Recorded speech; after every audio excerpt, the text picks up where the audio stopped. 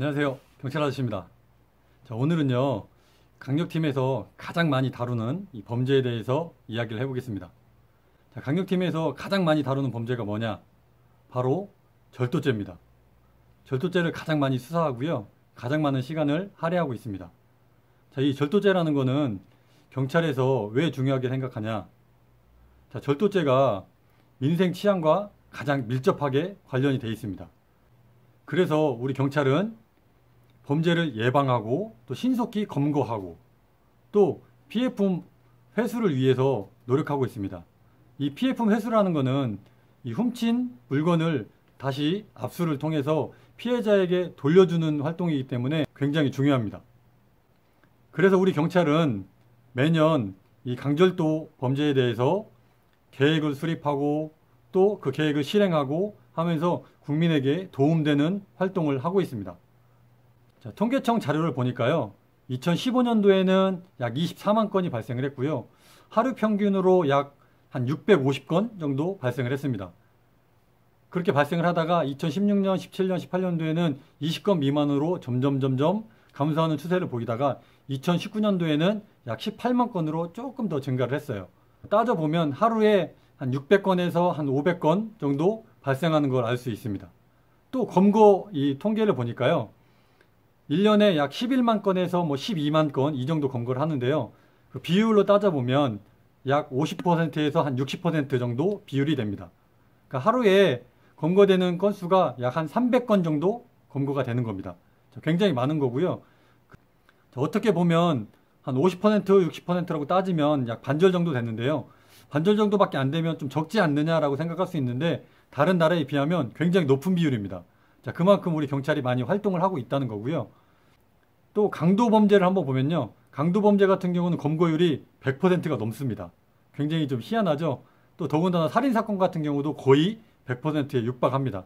그러니까 우리나라는 다른 나라에 비해서 굉장히 치안은 좀 안정되어 있는 상태고요, 검거율이 그래서 굉장히 좀 높습니다. 그만큼 우리나라는 어떻게 보면 좀 빨리빨리 문화 이런 게 있어서 이 검거도 좀 빨리 하고 사건도 빨리 해결하는 그런 습성이 있지 않나 생각을 해봅니다. 자, 그리고 이 절도 범죄가 발생하는 장소별로 보면 가장 많은 곳이 상점입니다. 상점에서 가장 많이 나고요. 그 다음에는 주택이나 아니면 아파트 아니면 유흥 접객업소, 예를 들면 사우나나 아니면 술집 이런 데에서 또 많이 발생을 합니다. 그리고 침입구로 좀 구별을 해보면요, 가장 많이 발생하는 데가 출입문입니다. 출입문에서도 시정장치가 안 돼 있을 때 굉장히 많이 발생을 하고요. 또 시정장치를 부수고 또는 깨고 이렇게 들어가는 경우도 많습니다. 그리고 그 다음 많이 들어가는 데가 창문입니다. 창문을 또 시정장치가 안 돼 있을 때 가장 많이 침입을 하고요, 깨고 들어가는 경우도 많고요. 이렇게 발생을 하는데 여기서 예방을 하려면 어떻게 해야 되느냐? 항상 출입문을 잘 잠그셔야 됩니다. 또 창문을 잘 잠그셔야 돼요. 출입문이 잠겨져 있으면 그만큼 절도 범죄가 적게 일어나거든요. 그런데 출입문이 조금 열려 있다, 그리고 시정장치가 안 돼 있다 하면 그만큼 많이 절도 피해를 당할 가능성이 높아집니다. 그리고 한 가지 예방책으로요, 잠깐 자리를 비울 때가 있잖아요. 슈퍼를 간다거나 아니면 시장을 간다거나 아니면 잠깐 한두 시간 자리를 비운다라고 할 때 TV를 켜놓는다거나 아니면 방에 불을 켜놓는다거나 하는 그런 방법으로 예방할 수가 있습니다. 자, TV가 켜져 있거나 불이 켜져 있거나 하면 안에 사람이 있구나 라고 생각할 수가 있잖아요. 그래서 그만큼 피해가 적어집니다. 가장 중요한 거는 예방이고요. 그 다음 중요한 거는 저희 경찰이 검거하는 그 단계로 가야 됩니다. 아무리 저희가 검거를 많이 해도 예방을 하지 않으면 범죄는 많이 발생할 수밖에 없습니다. 그렇기 때문에 이 영상을 보시는 여러분들도 항상 예방을 먼저 해야 되는구나 라고 생각을 하시고, 그리고 귀중품은 평범한 장소에 두면 안 돼요. 예를 들면 그냥 서랍에 넣는다거나 아니면 어디 그냥 그 귀중품 함에다 넣는다거나 하면 안 돼요. 좀 특이한 장소에다, 나만 아는 장소에다가 넣어놔야지만이 범죄 피해를 그나마 좀 적게 당할 수 있습니다.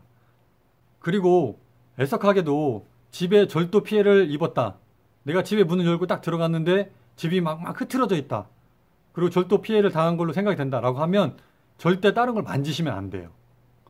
만지기 전에 먼저 112 신고를 하시고요, 그 감식 요원이 와서 여러 물건을 만진 거에 대해서 감식을 하고, 그래서 뭐 지문이 나오는지 아니면 유전자가 나오는지 감식을 한 이후에 정리를 하시는 게 좋습니다. 그래야지만이 범인을 잡을 수가 있고요. 2차적, 3차적인 피해를 예방할 수가 있습니다. 또 한 가지 예방책으로는요. 본인이 사는 집에 좀 주변이 어둡다. 그리고 뭐 절도 피해가 종종 많이 생긴다. 라고 생각이 들면 그 지구대나 아니면 경찰서에 전화를 해서 우리 동네에 너무 빛이 어둡습니다. 그래서 범죄 피해가 좀 많이 일어나는 것 같습니다. 라고 의견을 개진해서 뭐 가로등을 설치한다거나 아니면 뭐 방법 없는 CCTV를 설치한다거나 하는 활동이 이루어질 수 있도록 의견 개진을 해야 돼요.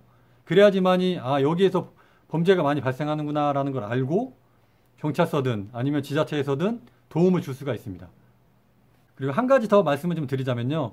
예를 들어서 귀금속을 도난을 당했다라고 했을 때 귀금속이 어떻게 생겼는지 알면 범죄 수사를 하는 형사 입장에서 굉장히 더 유리하거든요. 그래서 평상시에 사용하는 뭐 귀금속이든 아니면 사용하지 않는 귀금속이든 사진을 촬영해 놓는 게 굉장히 좋습니다. 그러면 범죄 피해를 입었을 때 그 담당한 형사에게 저희가 도난된 피해품이 이겁니다 라고 하면서 사진을 보여주면 나중에 뭐 금은방을 다니면서 뭐 탐문을 한다거나 아니면 범인을 잡았을 때 가지고 있는 물품이 누구 건지 확인하는 데 있어서 굉장히 더 많이 시간을 단축할 수가 있거든요.